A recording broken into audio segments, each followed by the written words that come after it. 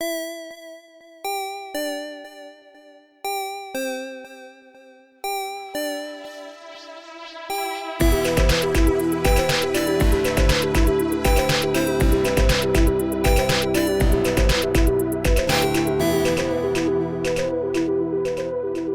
everybody, Rev here. Just a few quick reminders. We do have some sets of the Critshow D6s in the store still. Also the project on Podchaser, where they are doing donations for every review that we get, has been extended until the end of the month of April. So if you want to go to podchaser.com and find the Critshow, you can leave us a review there and they will make a donation to a COVID-19 relief fund. And then we will also double that donation by leaving a response to your review. And lastly, last week I had talked about the cosplay contest that we're going to do for our 2-year anniversary. Now there is a specific place on the website where you can go to submit those entries. That is thecritshowpodcast.com/anniversary. So dig through your closets and let me see your Damians and your Margarets and your Landaras. The deadline for that, again, is May 24th. And we will be announcing the winner on May 27th. I hope you're all taking care of yourselves, and it's time to let the recap roll.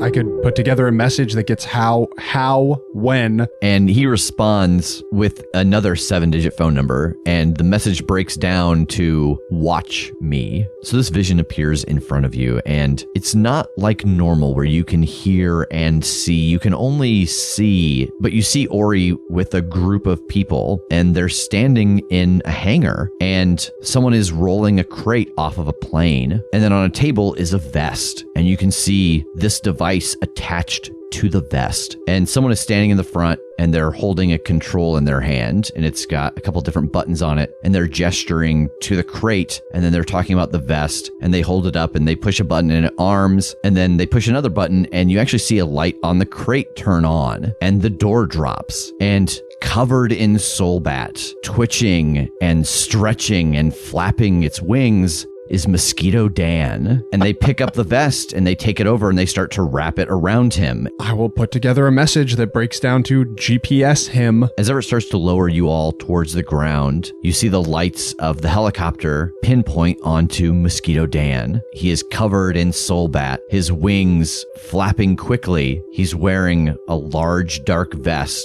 and in his right hand is a cylinder with a button at the top. TJ, you have been acting as lookout for Everett as he pilots this helicopter. Jake has told you that you are close to the signal, and as you lower towards the ground, you see Mosquito Dan, covered from head to toe in soulbat, a vest around his torso, and a small cylinder with a button in his right hand. What are you doing? He's below us, right? No, he's in front of you now. Okay. I'm going to point him out to everybody, especially Everett. What do we want to do? I know we want to trap him, but what do we want to do? Him being pointed out to us, can we also see that he's got the detonator? Yeah, I think so. Everybody's like craning around to peek over the middle seats. He's got the detonator. I mean, we gotta get that away from him, or at least make it to where he can't press the button, because even if you trap him, he could still hit the button. Right. And you notice he looks over his shoulder because the helicopter is loud and there are lights, and he starts to maneuver towards the ground. Everett, can you bring us up alongside him? I mean, not for the whole time. He's kind of deep in those trees, but I can certainly stay near him for a moment. Okay. TJ, still trap him. I can jinx him. And then, if he tries to use the remote, I can put a jinx on him and he won't be able to. And that'll buy us at least a moment. Okay, but then what? I mean, if he just hits the ground... Do you think you can catch him? Yeah, I can try. You and I can both kind of be like waiting in the wings. Like you can try and catch him if Ever can get us up next to him and we get an opening where he's on the side, you can reach out the door and catch him. And if you blow it, I can jump out and, fly down and like try and stop him before he hits the ground or something. Okay. That's great. It's got a good plan and a plan B. And well, yeah, a pseudo plan B. It also all has to happen in a split second. All right, let's get down. All right, so Mosquito Dan is dodging and weaving among the trees, and he comes back up along the tree line for a moment, and Everett starts to pull up beside him. What's happening? I'm going to trap him when he's close enough. Okay, so like where when he's close enough? When he's in line of sight? When he's... Within arm's reach? Within arm's reach. Roll use magic. And I would like to simultaneously jinx, because if he gets trapped, he could still hit the button. These kind of both have to pop off at the same time. Okay, roll jinx. Yeah. 12. Also 12. All right, so you have done this before. The rope flies off of you and out the window of the helicopter and wraps around him, and his wings stop flapping, and he starts to fall towards the ground. As this is popping off, I'm going to use one of my Jinx hold to interfere with what a monster is trying to do. I want to interfere with his ability to push that button. Okay. I'm ripping the door open to try to snag him. Roll act under pressure to reach out and grab a hold of Mosquito Dan before he falls past the helicopter door. Okay. 9.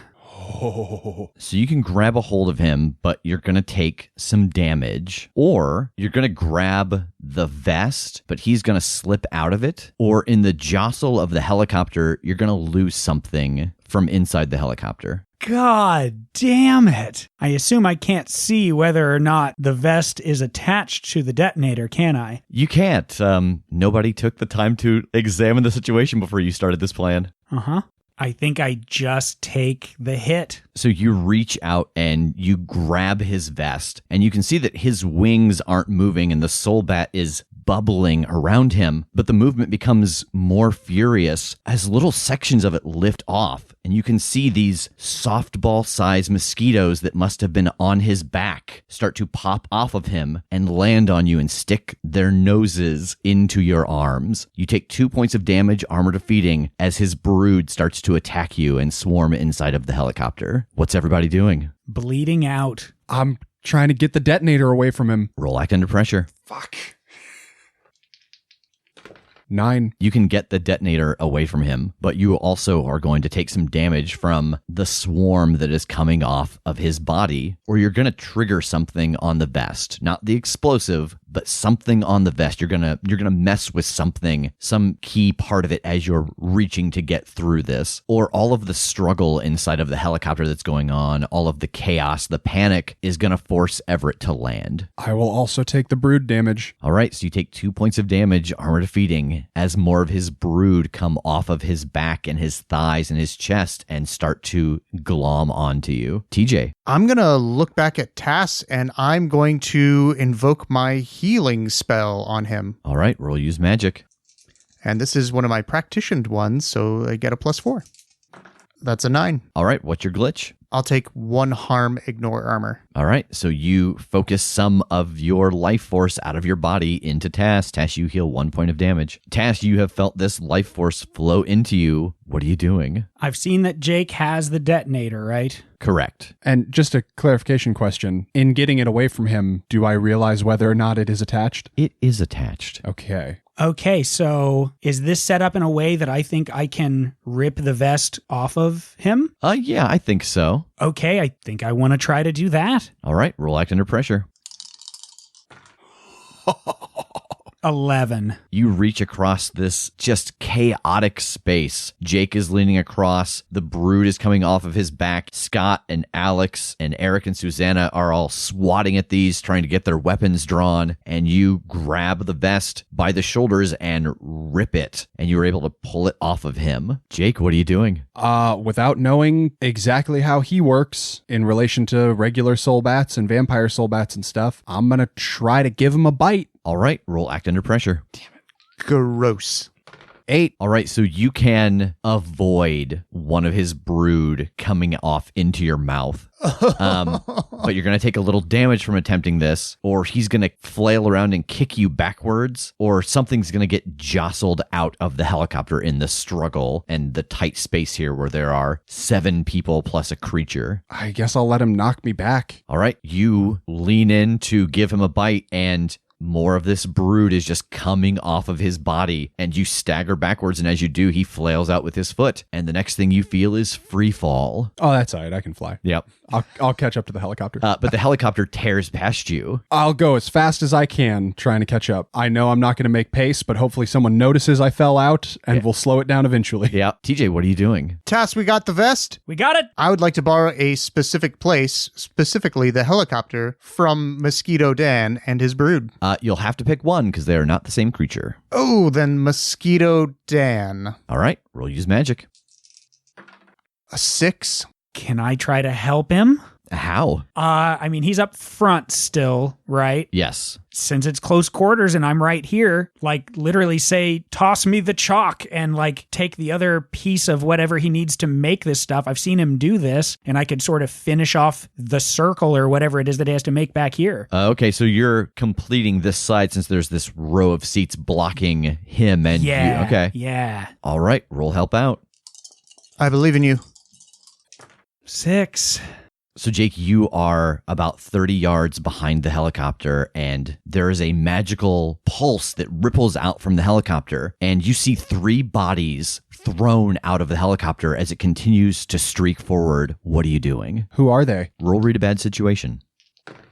6. Did we just roll 6, 6, 6? Yes, we did. A portal from hell opens and Damien O'Doyle comes in and saves the Oh day. my God, what a house rule that would be. If I was like, okay, here's the deal. Whenever you guys roll 3 6s in a row, it summons Damien and he will help with one thing. Oh my God. Now, please. Can I start now, Yes. please? Unfortunately not. Oh. So the thing that you do know is that in this magical pulse, 2 people have been blasted out of the left side, 1 on the right. And when you last were in the helicopter, TJ, Tass, Susanna, and Scott were on the right. Everett, Sherry, Eric, and Alex were on the left. Do I think that the 2 on the left are close enough that I could grab both of them? Yeah. I'm going to go for that. All right. Roll act under pressure.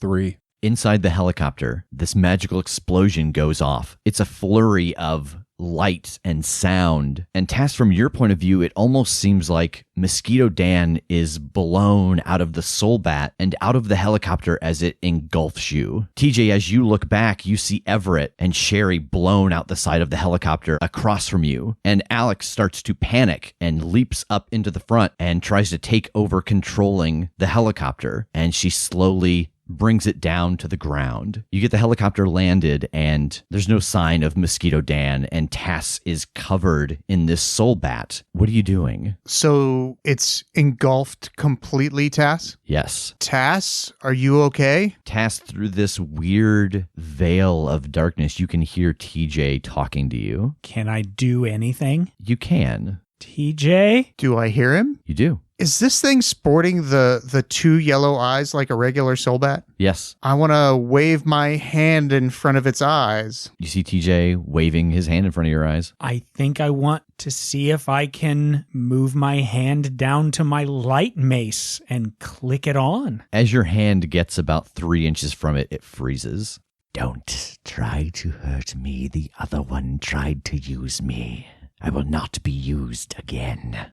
Hey, buddy, you probably already know we're not technically on your side, but in this situation, we are very much on your side. You know they wanted to nuke Indianapolis, right? Yes. We don't want that. We do not want that. That's why we stopped this and wrestled the thing off of him. And if you let me go, we will get rid of it. I promise you, we will get rid of this and nothing will be getting nuked. I stay with you now. Jake, you have dove towards the 2 figures falling out of the left side of the helicopter, but there are so many trees and branches that get in your way, you cannot track them, and you hear the sound of an impact. I want to rush to wherever I heard him land. I don't think it takes very long for you to keep heading in the direction you saw the 2 of them plummeting. You find them in a heap together on the floor of this forest. And then after a moment, you hear a little bit of moaning and the heap starts to shift. I want to get close enough to see what's happening. So you walk over towards the sound and Sherry's hand slowly reaches up. The arm is broken and there is blood. And you scoop her up and you can see that Everett is not moving. He got a hold of me and he got under me at the last second. He knew how important you were, and he knew nothing else mattered. And she starts to cry and buries her face in your chest.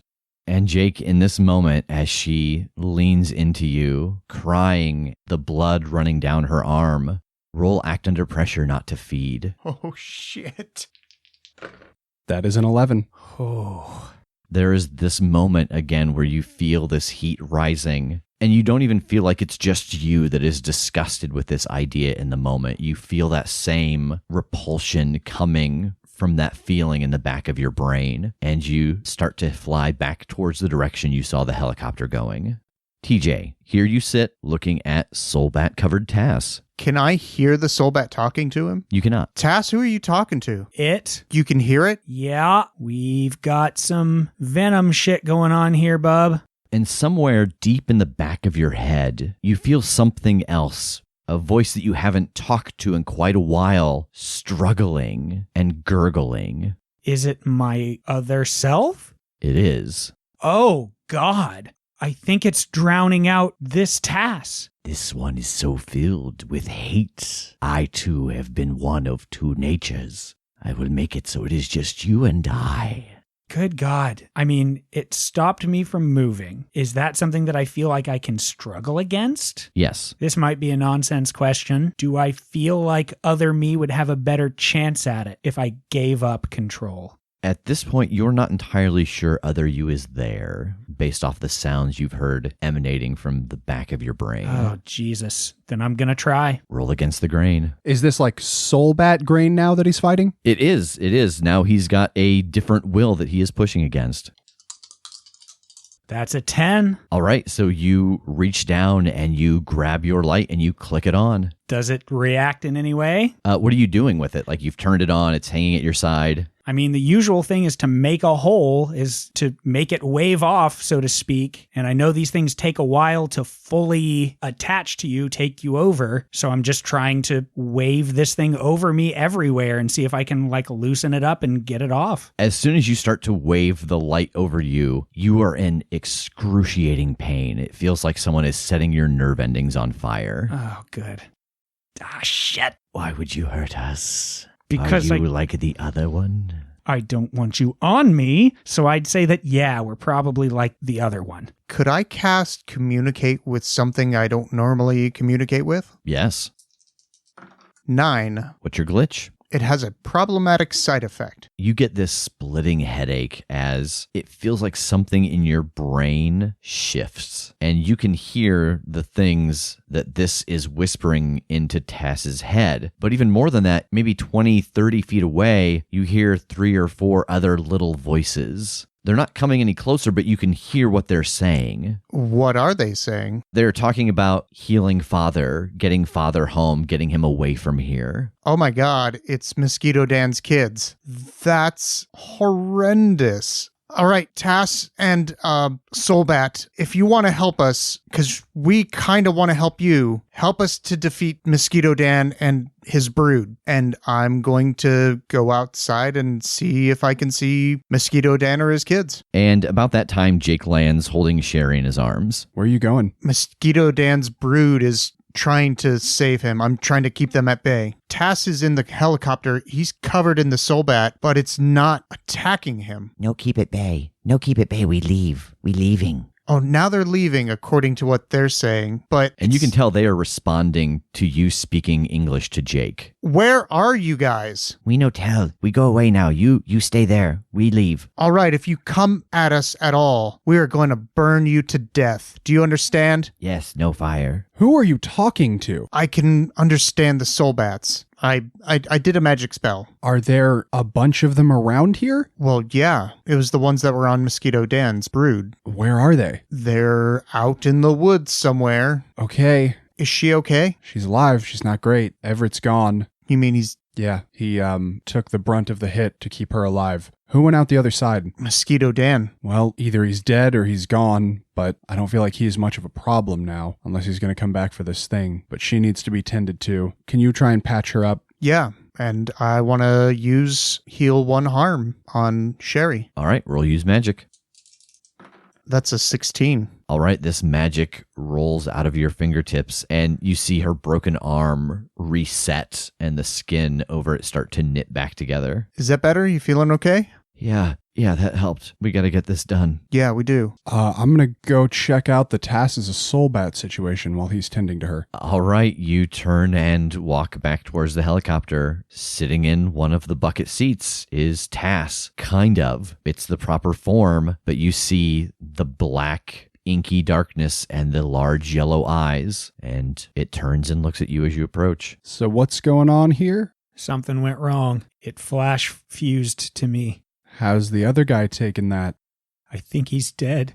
What? I think it consumed him. Are you in control? A little bit yes, a little bit no. I tried to burn it off and it just hurt. You know when they push back, like when he took control and killed that guy? Yeah. I think that's a much bigger problem now. Do you think your life forces are one? I don't know. I think so. I keep thinking about you ripping it off of Rev on our side, and I think it's fused. I don't think that's going to happen here.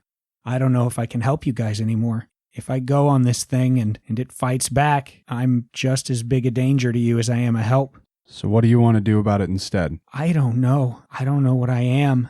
Soulbat, what are your thoughts on the matter? What's your motivation? What do you want? Do I get a sense that it understands him now that everything's calmed down a little bit? You get the feeling that if it were to pay attention and like process through your brain what was being said to you, it could understand, but it's not. I don't think it's listening to you. Like it's not taking the time to hear you. Should I? Does this one wish to speak to us? Yeah, he's got a good question, I suppose. Go on. Try again. And to me, this is just a nonsense, one-sided conversation. Yeah. Soulbat, what do you want? To live, not under the thumb of someone else's mental domain. Can I ask a question then? Yes. What happens when I continue to fight back, when I don't want you to be in charge? Control is my right. It was stripped from me by the vampires. I am less than what I was. Were I full strength, my old self, you would be my puppet. I see. So they did something to you. Yes. Huh. What if we found something else for you? Something easier to control? Ease is no longer an option. I may only force against my own self-preservation. Got it. Well, I'm not going to give you an easy time. Nor I you. I expect no less. I'm going to turn back to Jake. All right, there's kind of an understanding here. He's changed. It's like they stripped it of something so that he can't take control the way that most of them do. So I can keep coming, but anything that goes against its self-preservation, it's going to fight me. So I come along and I try my damnedest, or I come along and I maybe kill one of you guys. I don't know. I don't know what to do. I want to be there and protect you guys, but it was only a few hours ago I killed a guy. This is all so fucked up, you guys. Jesus Christ, there's a nuke sitting next to me. We're so goddamn cocky. I don't know what to do. What the fuck do we do, you guys? It's so easy to pretend we have the answer, but holy shit. I died once and I've never been this scared. I'm never scared when it's just me. We're looking at a whole world. For the first time, we're looking at a whole world and we might kill it. And I think I just slumped back. You're absolutely right, Tass. We might just end up killing this entire world. But if we do nothing, we're going to end up killing the entire universe. All right, man. I'll come with you guys. We'll get this thing done. But if this thing takes over, don't you hesitate. Do you understand me? Both of you? Loud and clear. Yeah, man. So Tass, mechanically speaking, you still have the move against the grain. It works the exact same way. The difference that you have now is that you have +1 tough and +1 armor and a weakness to light. Woof. Okay. I'm sure we're not going to go to any place that has a lot of light or anything in it. Yeah, it's fine. Yeah. And so I think just for conversation around the table, and the things that we have seen here in the last couple of moments, you clearly understand that something has been done to this soul bat and it cannot take control. And you saw the light from the helicopter not hurt it, but when you used light on yourself, it hurt. And so I think the understanding here is that because essentially against Dan, it did not succeed, it had to stay protecting him. It could not pull away to protect itself the way that you see it pull away whenever you fight soul bats. Got it. And so if you were in a situation where you're being hit by the light and you want it to essentially stay there, keep the 1 armor, you've got to win that against the grain, or else it will peel away to protect itself and you'll lose that armor. Cool. Yeah, makes sense. God, did I just give you what's your tough now? Is +3. Okay, good. And I could still level up and take another tough. I think it says max 3 though. No, I think I scratched that out. I'm pretty sure.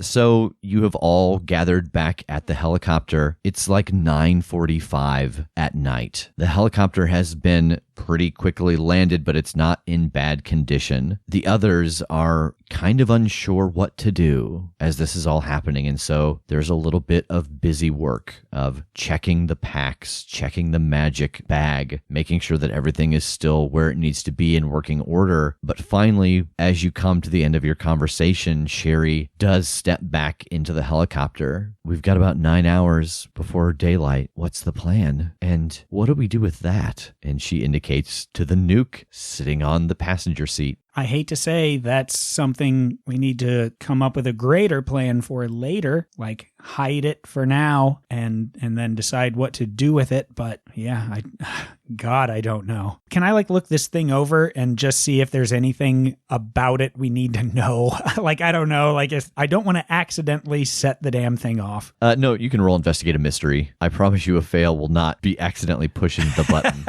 Appreciate that. Thank you.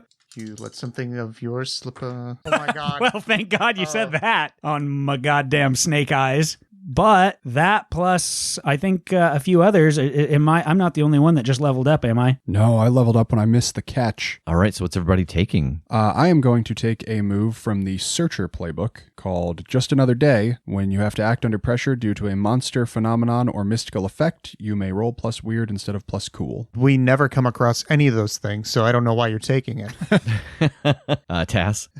I have an idea for one, but I feel like I have to have a conversation with my new guest Okay. about that. Go on.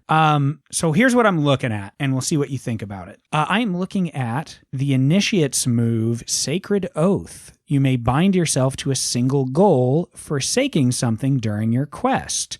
Getting the Keeper's agreement on this, it should match the goal in importance and difficulty. While you keep your oath and work towards your goal, mark experience at the end of every session and get +1 on any rolls that directly help achieve the goal. And if you break the oath, take -1 ongoing until you've atoned. So I just like the thought of it's all on the line now. Everything has just gone so wrong, and I'm just doubling down on I have to make sure that this works. I have to make sure that if I'm coming along, that I'm here to help these guys. And I'm wondering what that exchange might be for me to level with this Soulbat and come to an agreement on, to give something up to it. Right. All right. So I think before we have this conversation, what is your plan, everybody? Where are you going now? Is the plan the same? Yeah, I think so. I think the little details of it we have to work out, what are we just doing now in the middle of the night? Where are we hiding? That kind of thing. Because we don't have anybody that can actually fly this thing anymore, do we? Alex can fly it enough to move it. Okay, but it's not going to be what you saw Everett doing, like chasing Mosquito Dan and being able to do a fast takeoff and things like that. Okay, sure. That makes sense. I think what we want to do is probably camp here. I wouldn't say it's what I want to do. Right. But I think it's what we're going to do. Yeah. So I think the next couple hours pass without much incident. You all make a little bit of dinner, check through the supplies again, and of course you take the time to bury Everett. And as you're all standing around where you have dug this spot for Everett underneath a fir tree, Sherry starts to say a couple words and then shakes her head. I thought I would know what to say, but anything I would say, he already knows. We'll finish this, Dad. I promise. And she kneels down and rests her hand on the freshly packed earth for a moment, and then she stands up, turns, and heads back towards the helicopter. I just want to say a quick prayer to the Defender under my breath before we go back, asking him to look out for him and take care of him on the other side. And as you all turn and head back to the helicopter, Tass stays behind, looking down at the grave. I have been sifting. I know what you plan to do, and I can help you for a small price. Now, why would you want to help me? Because I am no longer like my brethren. I cannot live a life of control. I must, for the most part, watch as the world goes by. But I know this is not you, not the body but the mind. You plan to go home, somewhere else. I will help you do what you plan. Send away those who would scorn me now. And in exchange, when you leave, this body will be mine.